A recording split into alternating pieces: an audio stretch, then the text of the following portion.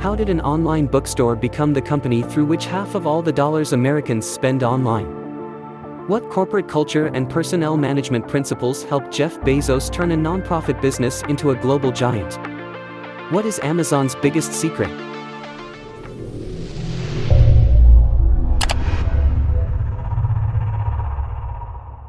Jeff Bezos, whose birth name was Jeffrey Preston Jorgensen, was born on January 12, 1964, in Albuquerque, New Mexico, USA.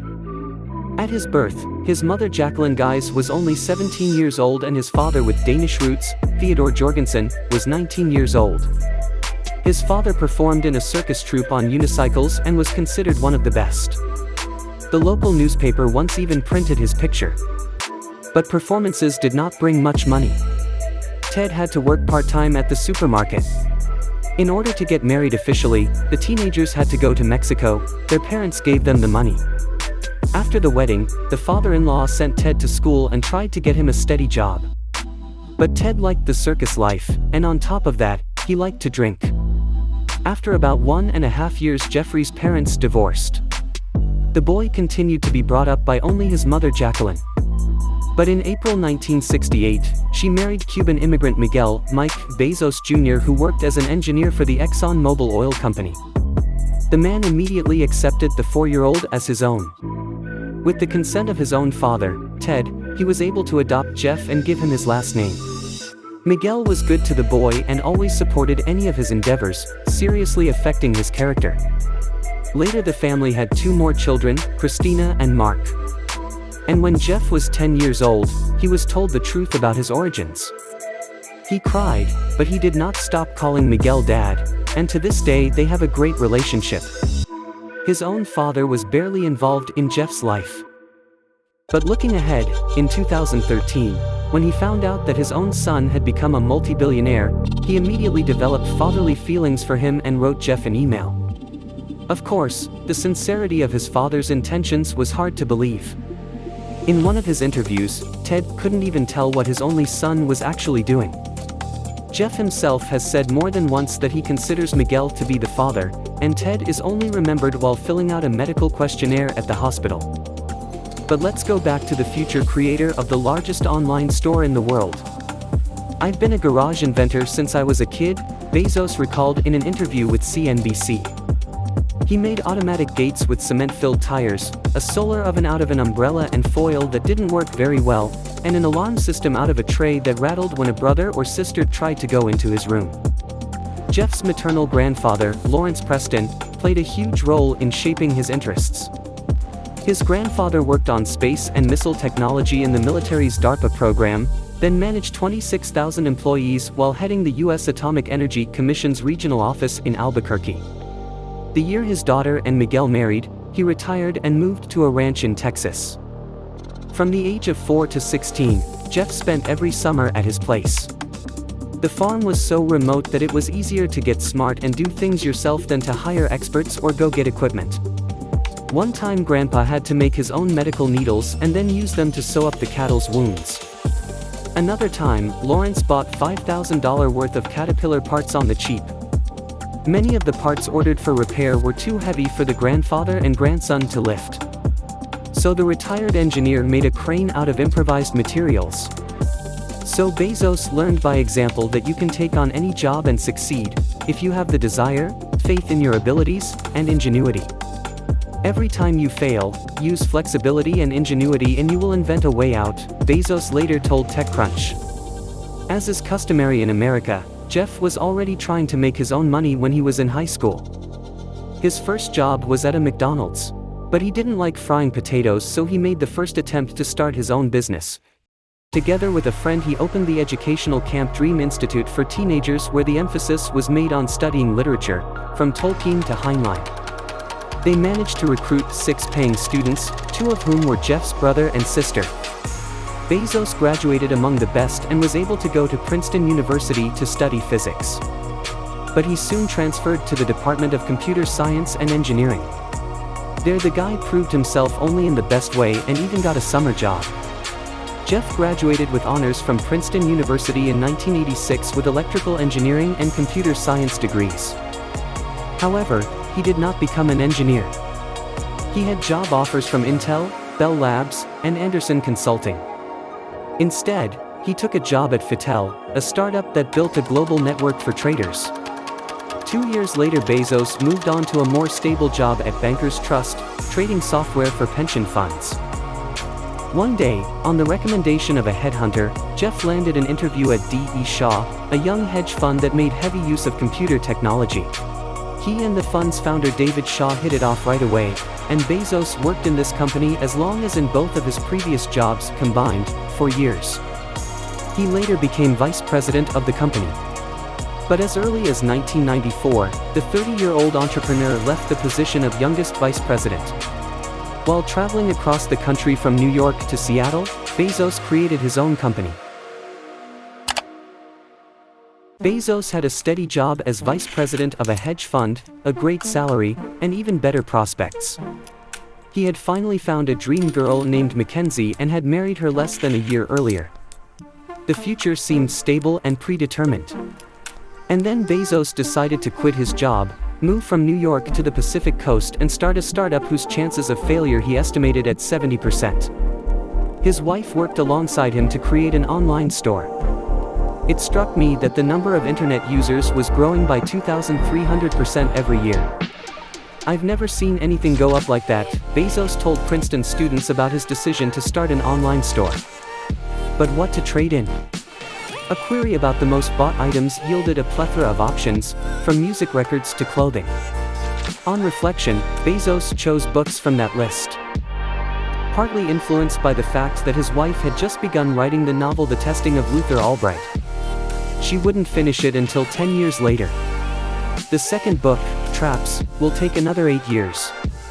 Both books are available for purchase on Amazon, both are on the bestseller list, and the first book won the American Book Awards. On the web you could open a store with millions of books that simply could not exist in the real world, Bezos explained to Princeton students. In addition, there was no need to deal with multiple suppliers. Most books in the US are distributed by a couple of distributors. Bezos and his wife loaded their belongings into the car and drove 5 days from New York to Seattle, closer to one of these giants, Ingram. That's where the startup was founded. Bezos and his wife took a long time to find a name for the startup. There were simple options like bookmall.com. Bezos liked makeitso.com. That's a Captain Picard quote from his favorite Star Trek series. The startup had already started under the name Cadabra, as part of a spell, but the lawyer Bezos hired joked that it sounded like a cadaver. Bezos then took a dictionary and settled on the word Amazon. At first, Amazon was a bookstore whose office was right in its founder's garage. I found a house to put the business in because it had a garage. There are a lot of stories about startup companies that started in a garage, so it seemed like the right place to start, Amazon's founder told. $245,000 of the $300,000 for the business was given by Bezos' parents, who gutted their retirement savings. I want you to know how risky this is. I want to come to Thanksgiving and I don't want you to be graying at me, Bezos warned his parents. But the risk paid off, and they now own 3.4% of Amazon's capital, more than $34 billion, Bloomberg wrote in 2018. The startup turned out to be a classic. Bezos and his wife and a couple of employees worked in the garage of their rented house. Many things from those days have remained in the company as traditions. Parties on Fridays, for example, or saving money on office furniture. Bezos made his first desks himself from planks, and then the company bought pine doors instead of tabletops. From the beginning, Bezos made a conscious decision to work with a large assortment with low profits, and sometimes with no profits at all. He did this in order to bypass the competition and quickly build up a customer base. The site was launched on July 16, 1995, though it wasn't completely finished at the time. Not even a month later, weekly revenue reached $10,000. In early September, $20,000 worth of orders were being received in a week, with books being shipped to every state in the United States and even overseas. Sales continued to grow at an explosive rate, and Bezos decided to expand the range with music. The principle was the same: the selection was richer than in any offline store and the prices were lower. Then he sent out an email to 1,000 customers asking what other products he would like to trade. the list turned out to be surprisingly large and varied. So I decided to expand in all categories. I started with electronics, then clothes, and then it went on, Bezos told CNBC. Amazon's first logo was a river flowing from a mountaintop. Now, the logo is an arrow that connects the letters A and Z in the name. It symbolizes that you can find any item from A to Z in the online store. As Bezos says, what we want to become is something completely new. There is no physical counterpart to what Amazon.com is becoming. The company grew rapidly, and as early as May 15, 1997, Bezos listed Amazon on the Nasdaq. Around the same time, Bezos stated that all of Amazon's activities were focused on the long term. At the time of its IPO in May 1997, the company was valued at $438 million, and by 2018, its market capitalization had increased more than 2,000-fold. Someone who invested $1,000 in the offering would have a fortune of $1.4 million today, including stock splits, the Wall Street Journal noted in 2018. In 1999, Bezos made the cover of Time magazine as Man of the Year. But that same year, the dot-com bubble began to burst. At its peak in 1999, Amazon was valued at $40 billion, at which time Lehman Brothers warned that the company might not survive. The news was published by many, including the Washington Post. But history has judged otherwise. Lehman Brothers went bankrupt in 2008, but Amazon survived. The owners of the Washington Post found themselves unable to adapt the paper to digital reality, and in 2013 sold it to Bezos for $250 million. I didn't do due diligence or negotiate, I just agreed to the amount named, Bezos told Fortune magazine. Once in an interview with CNBC, one of Amazon's first investors, Tom Alberg, said, "People used to ask me, what's the secret to Amazon? There are no secrets." Seeing a vast opportunity in working over the internet that few people saw at the time, Amazon kept its prices low and expanded the business quickly. It then opened its site to millions of small businesses, retailers, and manufacturers, which helped accelerate growth by pulling customers away from retailers. Amazon also hasn't forgotten about diversification, and it has aggressively pursued other lines of business. The company's success was due to its constant focus on consumer interests, hiring and retaining the most talented employees, innovation, and a willingness to take big risks in new projects. Bezos was constantly experimenting. He was always expanding the scope of his business, so it's hard to say what Amazon hasn't tried. In 1999, Bezos tried to compete with eBay by opening the online marketplace Amazon Auctions, but the venture failed.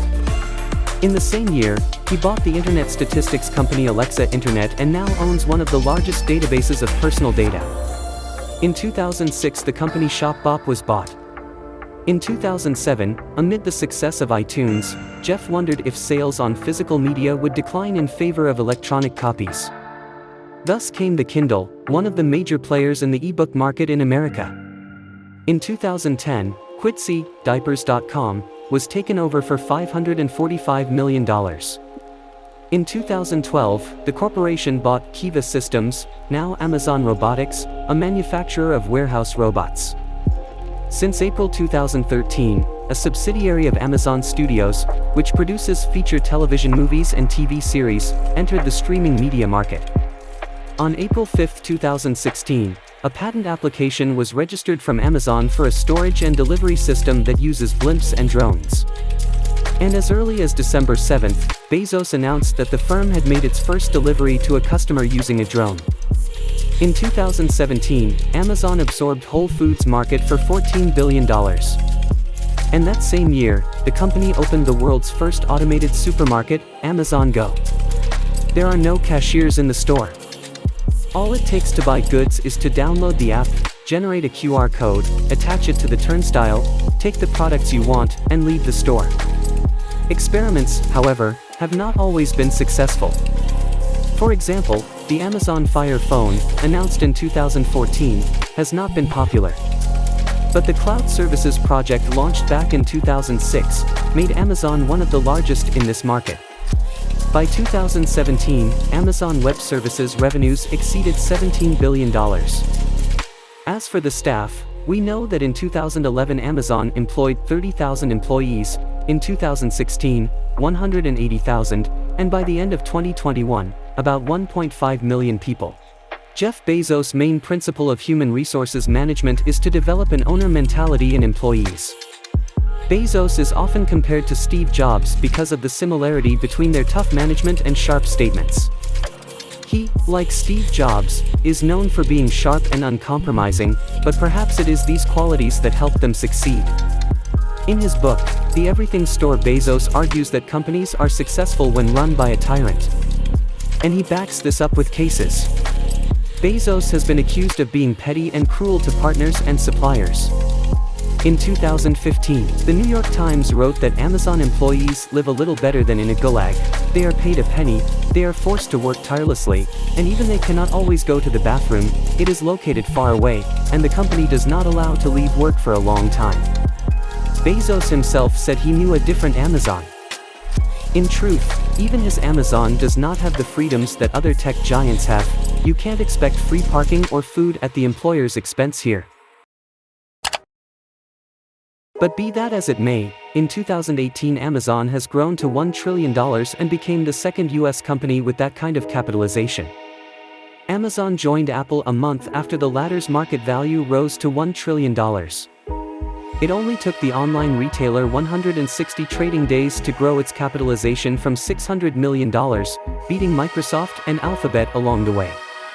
And Bezos himself overtook Bill Gates, for years the #1 richest man in the world. According to documents filed with regulators in August 2018, Bezos owns about 16% of Amazon, and his fortune was estimated at $166 billion according to the Bloomberg Billionaire Index. We also can't help but mention the contributions of Jeff's ex-wife, Mackenzie. She along with him worked on the creation of an online store. Bezos many times stressed that it was his wife who gave him the resource for his work, and called her the right hand. They lived together for a quarter of a century and raised 4 children, 3 native and an adopted girl from China. In September 2018, Jeff and Mackenzie celebrated 25 years together at a Miami nightclub. And on January 9, 2019, they announced their divorce, posting a tweet and promising to remain friends. Even if we knew we were getting divorced after 25 years, we'd do it all over again. In April 2019, the couple announced that their divorce was finalized. At that time, Mackenzie revealed that she would get about 4% of the company, but would give her ex-husband all of her assets in the Washington Post and Blue Origin. Mackenzie received about 19.7 million shares of Amazon stock, valued at $38.3 billion. In 2021, Jeff Bezos stepped down as head of Amazon, the company that not only made him famous but also made him for a period the richest man on the planet. According to the billionaire, he will continue to participate in the organization's important projects, but he intends to devote more time to his charity Bezos Earth Fund, the Washington Post, the Amazon Day One Fund, and the aerospace company Blue Origin. Andrew R. Jassy, formerly head of Amazon Web Services, took over as CEO. In May 2021, Amazon announced in a press release that it was buying one of Hollywood's oldest studios, Metro-Goldwyn-Mayer, for $8.45 billion. The studio owns more than 4,000 movies and 17,000 television shows, including the James Bond, Rocky, and Hobbit movie franchises. Amazon noted that MGM will complement the work of Amazon Studios. In 2022, amid the global crisis and poor quarterly reporting, Amazon became the first company in the world whose market capitalization fell by $1 trillion. But as stated in a letter Bezos has sent to shareholders every year since 1997, Amazon is indifferent to Wall Street's short-term reaction, and the company is working for the long term. Such is the unusual story of Amazon's business, which began with a conscious decision to work with low profits and even no profits, for the sake of rapid business development. Many startups fail to implement this model because they run out of money at some point because of rapid expansion.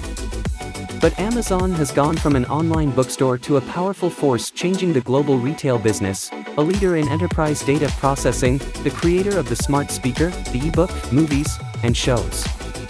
Half of the dollars Americans spend online go through Amazon. How do you guys personally feel about Jeff and Mackenzie? How often do you order something on Amazon? Be sure to write about it in the comments. Also, write in your suggestions of what other companies you'd like to hear about in our videos. If you like the video, give us a like, it will motivate us to create new videos. And don't miss them, subscribe and click the bell. Fi free.